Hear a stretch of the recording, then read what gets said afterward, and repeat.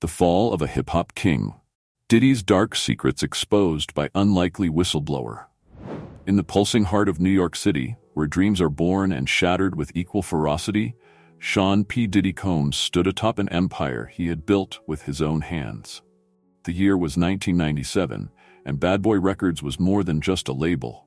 It was a movement, a cultural force that had brought the gritty streets of New York back to the forefront of hip-hop. Diddy, as he was known then, paced the length of his corner office, floor-to-ceiling windows offering a panoramic view of the city he'd conquered. Platinum records adorned the walls, each a testament to his Midas touch. He paused, running a hand over the latest edition, the notorious B.I.G.'s Life After Death. A bittersweet smile played on his lips as he remembered his friend, gone too soon, but immortalized in the music they'd created together. A knock at the door interrupted his reverie. "Mr. Combs?" His assistant, a young woman named Tanya, poked her head in. "Your 2 o'clock is here." Diddy nodded, straightening his custom-tailored suit. "Send them in." The door opened wider, revealing a nervous-looking young woman with striking features and an air of quiet determination. This was Cassie Ventura, an aspiring singer who'd caught Diddy's eye and ear at a local showcase. "Cassie, right?" Diddy flashed his million-dollar smile, the one that had charmed countless artists, executives, and fans. "Welcome to Bad Boy. Let's talk about your future." As Cassie took a seat, neither of them could have predicted the tumultuous path that lay ahead. A path that would intertwine their lives in ways both exhilarating and devastating. Over the next decade, Diddy's influence expanded far beyond the realm of music. He launched his Sean John clothing line, turning urban fashion into high fashion. He delved into reality TV with Making the Band, showcasing his keen eye for talent and his ruthless pursuit of perfection. Vodka, cologne, restaurants, the Diddy brand seemed unstoppable. And through it all, Cassie was by his side. Her own career blossomed under his guidance, hits like Me and You cementing her place in the R&B world. To the outside world, they were the perfect power couple, talented, beautiful, unstoppable. But behind closed doors, a darker story was unfolding. Fast forward to 2018, the music industry had changed dramatically, but Diddy had managed to stay relevant, reinventing himself time and again. Yet whispers had begun to circulate, rumors of controlling behavior, of temper tantrums thrown behind the scenes, of young artists feeling trapped in ironclad contracts. In a dimly lit studio in Los Angeles, a young producer named Marcus sat hunched over a mixing board, his eyes bloodshot from hours of work. The track he was polishing was for Diddy's latest protege, a rapper who'd blown up on SoundCloud. Marcus knew the stakes were high. Diddy expected perfection, and anything less could mean the end of his career. A commotion in the hallway made Marcus look up. Raised voices, the sound of something or someone being slammed against a wall. He recognized Diddy's voice, sharp with anger. "You think you can just walk away after everything I've done for you?" A softer voice replied, trembling but defiant. "Sean, please, this isn't right. You can't keep..." The voice was cut off by the sound of a slap. Marcus flinched, his hand hovering over his phone. Should he call security? The police? But before he could decide, the studio door burst open. Diddy stormed in, his face a mask of barely contained rage. Behind him, Cassie followed, her head bowed, a red mark blooming on her cheek. "Marcus," Diddy's voice was eerily calm now. "How's that track coming?" Marcus swallowed hard, forcing himself to meet Diddy's gaze. "Almost there, Mr. Combs. Just need to tighten up the bass line." Diddy nodded, as if nothing out of the ordinary had happened. "Good. I want to hear it first thing tomorrow." He turned to leave, then paused. "Oh, and Marcus? What happens in the Bad Boy family stays in the family. Understand?" The threat was clear. Marcus nodded, his mouth dry. As the door closed behind Diddy and Cassie, he slumped in his chair, the weight of what he'd witnessed settling heavy on his shoulders. Across town, in a luxurious Bel Air mansion, another scene was unfolding. Kid Cudi, the genre-defying rapper and longtime Diddy collaborator, paced his living room, phone pressed to his ear. "I'm telling you, man, something's not right," he said, his voice low and urgent. "The way he talks about her, the way she flinches when he's around. I think Cassie's in trouble." On the other end of the line, Eminem sighed. "Look, Cudi, I hear you, but you're talking about one of the most powerful men in the industry. You can't just throw accusations around without proof." I know, Cootie ran a hand through his hair in frustration. But what if? A deafening explosion cut him off mid-sentence. The ground shook, windows shattered, and Cootie was thrown to the floor. As he struggled to his feet, ears ringing, he saw flames engulfing his driveway. Where his car had been parked, there was now only a twisted wreck of metal. Cootie, Cootie. Eminem's frantic voice came through the phone, which had somehow survived the blast. With shaking hands, Cootie raised the phone to his ear.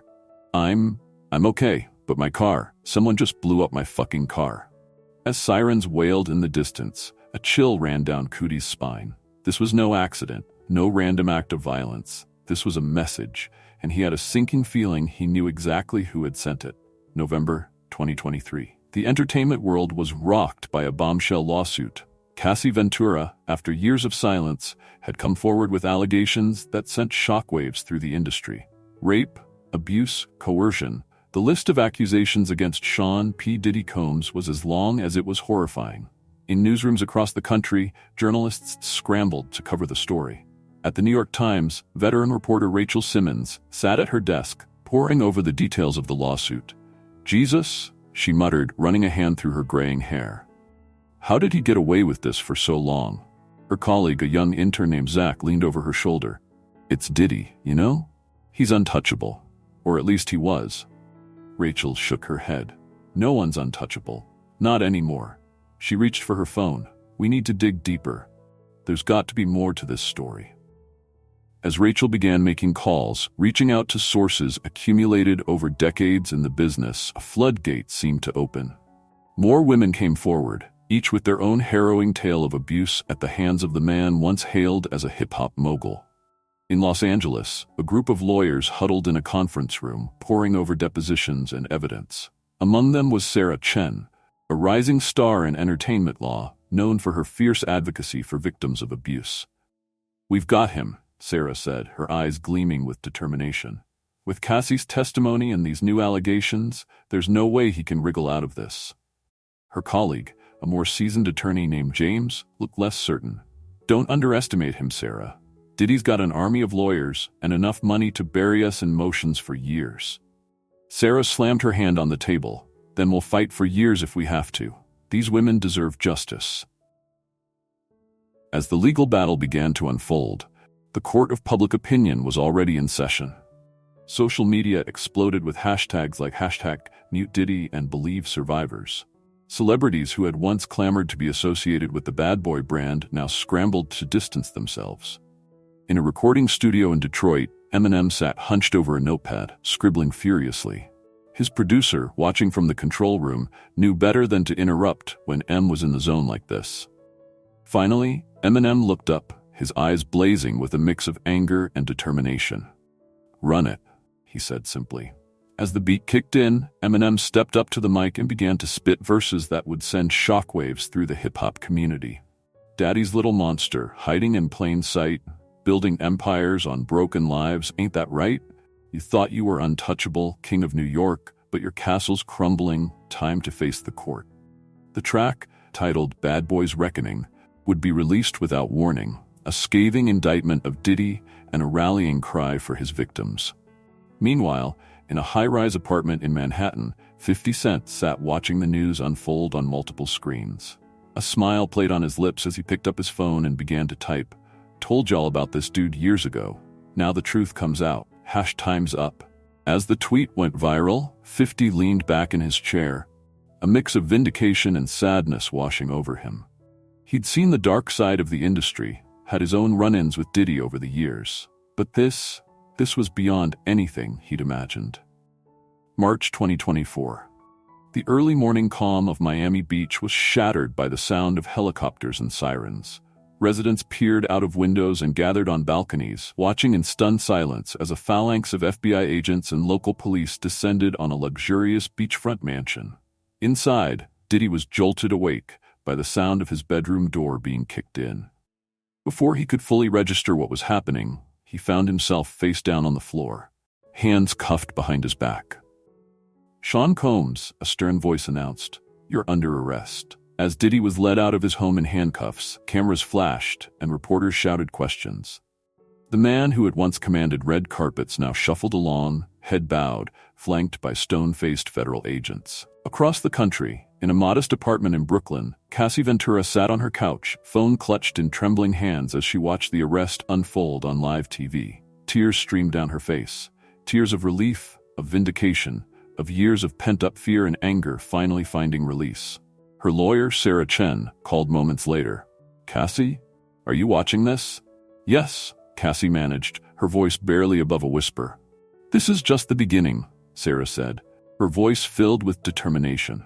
"But it's a good beginning. You did it, Cassie. You stood up, and now others can too." As the day wore on, details of the raid began to emerge. Drugs, unregistered firearms, and most disturbingly, evidence linking Diddy to a network of human trafficking and exploitation that spanned the entertainment industry. In newsrooms and on social media, the story exploded. Journalists who had been digging into rumors and whispers for months now found their inboxes flooded with tips and testimonies. It seemed that with Diddy's arrest, a dam had broken, and years of suppressed truths were finally coming to light. At CNN headquarters, veteran anchor Wolf Blitzer prepared to go live with a breaking update. As he adjusted his earpiece, a producer rushed onto the set, tablet in hand. "Wolf, we've just received some footage. It's from 2016, security camera video from Diddy's New York apartment." Blitzer's eyes widened as he watched the grainy footage. It showed Diddy and Cassie in what appeared to be a heated argument, culminating in Diddy physically assaulting the young singer. "Are we cleared to air this?" Blitzer asked, his usual composure shaken. The producer nodded grimly. "Legal's given us the go-ahead. It's in the public interest." As CNN broadcast the damning footage, the last vestiges of Diddy's carefully constructed public image crumbled. Sponsors fled, streaming services removed his music, and former collaborators rushed to condemn him. In a federal courthouse in New York, Diddy sat stone-faced as a judge denied him bail. The prosecution, armed with a mountain of evidence and a growing list of witnesses willing to testify, argued that he was a flight risk and a danger to others. As Diddy was led away to await trial, the scope of the investigation continued to widen. It wasn't just about one man's crimes anymore. It was about a system that had enabled and protected him for decades. In the months that followed, the entertainment industry was forced to confront its demons. Task forces were formed, policies were rewritten, and a long-overdue conversation about power, abuse, and accountability took center stage. Cassie, along with other survivors, became the face of a movement. She spoke at conferences, wrote op-eds, and worked tirelessly to support other victims coming forward. The girl who had once been silenced now found her voice echoing in halls of power and across airwaves. In studios and writing rooms across the country, artists grappled with how to address the fall of a man who had shaped the sound of a generation. Some, like Eminem and 50 Cent, pulled no punches, releasing tracks that served as searing indictments of Diddy and the system that had protected him. Others, particularly those who had come up under Diddy's tutelage, struggled to reconcile the mentor they'd known with the monster now revealed. In a poignant Instagram live session, a tearful Mary J. Blige spoke about her complicated feelings. "He gave me my start, helped shape my career. But what he did, it's unforgivable. We can't separate the art from the artist when the artist has caused so much pain." As the trial approached, the music industry braced for further revelations.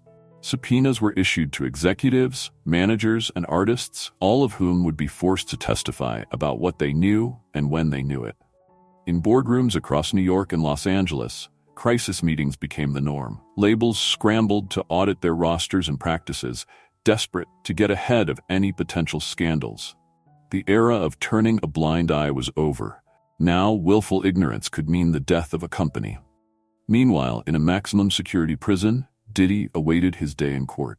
The man who had once commanded empires now found his world reduced to a 6x8 cell. Visitors were few. Even those who had once professed undying loyalty now kept their distance, wary of being tainted by association. As summer turned to fall, the trial of the century began. Each day brought new revelations, each more shocking than the last. Witnesses took the stand, their testimony painting a picture of decades of abuse, coercion, and corruption that reached to the highest levels of the entertainment industry. Former bad boy artists spoke of contracts that amounted to indentured servitude. Executives admitted to burying assault allegations and paying hush money. And through it all, the survivors, led by Cassie, stood strong. Their united front, a powerful rebuke to the man who had once seemed invincible. In hip-hop circles, a reckoning of a different sort was taking place. Artists who had long idolized Diddy now grappled with his legacy. In studios and on stages, a new wave of conscious rap emerged, with lyrics that tackled abuse, power dynamics, and the need for change in the industry. At the BET Hip Hop Awards, Kendrick Lamar delivered a blistering performance that would be talked about for years to come. Without ever mentioning Diddy by name, he wove a narrative that traced the rise and fall of a mogul, ending with a call for a new era of accountability. From the concrete we rose, reaching heights untold. But power corrupts, and souls are bought and sold. Time to break the chains. Let truth be our new gold. A new day's dawning. Let our stories be bold. As the trial entered its final weeks, the nation held its breath. The outcome would have ramifications far beyond one man's fate. It would set precedents for how the entertainment industry and society at large dealt with abuse of power. In courtrooms and classrooms, in barbershops and boardrooms, people debated the larger implications. How had this been allowed to go on for so long? What systems had failed, and how could they be fixed? And perhaps most importantly, how could they ensure that nothing like this ever happened again? As fall gave way to winter, the trial of Sean P. Diddy Combs reached its climax. The courtroom was packed, with journalists, industry insiders, and survivors filling every available seat. Outside, a sea of protesters braved the cold, their signs demanding justice and systemic change. Inside, the tension was palpable as the jury filed in, their faces unreadable. The judge, a stern woman with graying hair and piercing eyes, called for order. Has the jury reached a verdict? The foreman stood, his voice steady. We have, Your Honor. As the litany of charges was read out, rape, assault, human trafficking, racketeering, the courtroom held its collective breath. With each guilty verdict, a wave of emotion swept through the room. Cassie, seated in the front row, gripped her lawyer's hand, tears streaming down her face. Diddy, once the picture of swagger and confidence, seemed to shrink in his seat with each pronouncement. By the time the judge announced his sentence, multiple life terms without the possibility of parole, he was a shell of his former self. As Diddy was led away in shackles, the courtroom erupted. Survivors embraced, journalists rushed to file their reports, and a chapter in music history came to a close. Outside, Cassie faced a wall of cameras, her voice trembling but resolute. Today, justice was served, but our work is far from over. This verdict is not just about one man, but about dismantling the systems that protected him and others like him for far too long. In the days that followed, the repercussions of the verdict reverberated through the entertainment industry and beyond. Record labels scrambled to implement new policies and oversight measures. The Cassie Act, a piece of legislation aimed at protecting artists and employees in the entertainment industry, was fast-tracked through Congress with bipartisan support. In studios across the country, artists grappled with how to address the fall of a man who had shaped the sound of a generation. Some, like Jay-Z, chose to address it head-on in their music. Empire State of Mind, now tainted, dreams turned to dust, built on backs of the broken, empire of mistrust. Time to rebuild from the ground up. With integrity, our thrust. New York, stand up. Let's show 'em how it's done. We must. Others, particularly younger artists who had grown up idolizing Diddy, struggled to reconcile their admiration with the horrific truth. Podcasts and online forums buzzed debates about separating art from artist, and whether Bad Boy's vast catalog should be erased from streaming platforms. In boardrooms, a different kind of reckoning was taking place. Executives who had turned a blind eye or actively participated in cover-ups found themselves out of jobs, some facing criminal charges of their own. A new generation of leaders, many of them women and people of color, stepped up to fill the vacuum, promising transparency and accountability. The fashion world, too, felt the shockwaves. The Sean John brand, once a powerhouse in urban fashion, saw its value plummet overnight. In a poetic twist, a collective of survivors and activists purchased the brand at a fraction of its former worth, vowing to transform it into a force for good, with profits going to support victims of abuse. Meanwhile, Cassie channeled her pain into purpose. With the help of Sarah Chen and other advocates, she launched the Speak Up Foundation, dedicated to supporting survivors of abuse in the entertainment industry. The foundation offered legal aid, counseling, and career support to those who had been silenced for too long. In a special primetime interview with Oprah Winfrey, Cassie spoke about her journey from victim to advocate. For years, I thought I was alone. I thought no one would believe me. But standing up and speaking out showed me the power of truth. We can't change the past, but we can shape the future. And that future has no place for abusers, no matter how powerful they may seem. The interview drew record ratings and sparked a national conversation about power, abuse, and the courage it takes to stand up to seemingly untouchable figures. As the dust began to settle, the music industry found itself at a crossroads. The old guard, tainted by association with Diddy and the system that had protected him, was giving way to a new generation of artists and executives determined to do things differently. Music festivals and awards shows underwent a transformation. The BET Awards, once a celebration of excess and bravado, now featured panels on mental health, consent, and artist empowerment. The Grammy Awards introduced a new category, the Changemaker Award, recognizing artists who use their platform to drive social progress. In classrooms across the country, the Diddy case became a case study in ethics, power dynamics, and the importance of speaking truth to power. Law schools developed new curricula focused on entertainment law and artist protection. Business schools used the fall of Bad Boy Records as a cautionary tale in corporate governance and social responsibility. The ripple effects extended far beyond the music industry.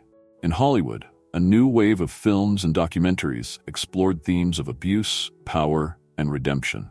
Ava DuVernay's searing documentary, Bad Boy: The Price of Power, won an Oscar and reignited discussions about how to create safer, more equitable spaces in all industries. In the world of sports and entertainment, athletes and celebrities who had once vied for invitations to Diddy's legendary white parties now use their platforms to advocate for change. LeBron James, in partnership with Cassie's Foundation, launched a mentorship program for young artists, emphasizing financial literacy and contract negotiation skills. Even the tech world felt the impact. Social media platforms, under pressure from activists and advertisers, developed more robust policies to combat harassment and abuse. A new app, inspired by the Cassie Act, allowed artists and industry professionals to anonymously report misconduct, creating an early warning system for potential abusers. 5 years after the verdict, the landscape of the music industry had undergone a seismic shift. The era of unchecked excess and exploitation seemed like a distant memory. In its place was a more conscious, more equitable environment where art could flourish without the taint of abuse. Cassie, now a respected advocate and speaker, took the stage at the United Nations for a special session on protecting vulnerable individuals in the entertainment industry. As she looked out at the sea of faces, world leaders, industry executives, and fellow survivors, she felt a mixture of pride and determination. 5 years ago, I stood in a courtroom and faced my abuser, she began, her voice strong and clear. Today, I stand before you, not as a victim, but as a survivor, a leader, and a voice for change. The journey hasn't been easy. There are still days when the pain feels fresh, when the memories threaten to overwhelm me. But then I look at how far we've come, at the lives we've changed, and I know that speaking up was worth every moment of fear and doubt. She paused, taking in the rapt attention of the audience. But our work is far from over. As long as there are those who would abuse their power, who would exploit the dreams of others for their own gain, we must remain vigilant. We must continue to build systems that protect the vulnerable, that amplify the voices of the silenced, and that hold the powerful accountable. As Cassie's speech concluded, the assembly rose in a standing ovation. Among the crowd, familiar faces could be seen. Artists whose music had once been synonymous with Bad Boy Records, now leaders in the fight for industry reform. Jay-Z, Mary J. Blige, Mace, each had found their own path to reconciling their past with their commitment to a better future. In studios across the country, a new sound was emerging. Artists, freed from the constraints of exploitative contracts and toxic work environments, were pushing boundaries and exploring new territories. The music itself seemed to pulse with a newfound energy, a celebration of authenticity and resilience. Streaming platforms, once criticized for their role in perpetuating harmful systems, had become unexpected allies in the fight for artist rights. New payment models ensured that even up-and-coming artists could earn a living wage from their music. Algorithms were redesigned to promote diverse voices and socially conscious content. In the streets of Brooklyn, where Bad Boy Records had once reigned supreme, a new generation of artists was coming up. They knew the cautionary tale of Diddy's rise and fall, but they also knew of Cassie's courage and the changes it had sparked. For them, success wasn't measured in platinum records or flashy parties, but in the impact their art could have on the world. As the 10th anniversary of the verdict approached, plans were underway for a series of events to commemorate the changes that had swept through the industry. Museums in New York and Los Angeles prepared exhibits tracing the history of hip-hop, unflinchingly addressing the dark chapters while celebrating the genre's power to drive social change. In a small recording studio in Atlanta, a group of young artists gathered for a songwriting session. Among them was Melody Carter, Cassie's daughter, now a promising singer in her own right. As they worked on lyrics addressing mental health and self-empowerment, Melody couldn't help but reflect on the different world she was entering compared to the one her mother had faced. "You know," she said during a break, "my mom always tells me that her biggest hope is that I'll never have to go through what she did. And sitting here with all of you, making music that means something, knowing that we're protected and valued, I think her hope is becoming a reality." The other artists nodded, a mix of solemnity and determination in their eyes. They were the torchbearers of a new era, one built on the hard-won battles of those who came before. In a maximum security prison, Sean Combs sat alone in his cell. The man once known as Puff Daddy, P. Diddy, and a host of other monikers was now simply inmate 1127643. His empire had crumbled, his legacy tarnished beyond repair. Yet in a twist of irony, the changes sparked by his downfall had created a music industry closer to the ideals of creativity and authenticity he had once claimed to champion. As the sun set on another day, casting long shadows across the prison yard, Diddy picked up a worn notebook. In it, he had begun to write his memoirs, not as an attempt at redemption, but as a cautionary tale for future generations. The opening lines read, "I built an empire on a foundation of sand, on broken dreams and silenced voices. This is not a story of success, but a warning of the price of unchecked power and the courage it takes to speak truth to it." Miles away, in a cozy home studio, Cassie put the finishing touches on a new song. It wasn't a chart topper or a radio hit, but a deeply personal piece about healing, growth, and the power of community. As the final notes faded, she sat back, a sense of peace washing over her. The music industry, like the society it reflected, was far from perfect. Challenges remained, new battles would need to be fought. But as Cassie looked at the framed photo on her desk, a group shot of survivors turned advocates, all smiling, all standing tall, she knew that they had changed the tune. The song of the future would be one of empowerment, accountability, and hope. And as the first stars appeared in the evening sky, that new song began to play. Its melody carried on the breeze, touching lives and inspiring dreams in ways that no one, not even those who had lived through the tumultuous years of change, could have imagined.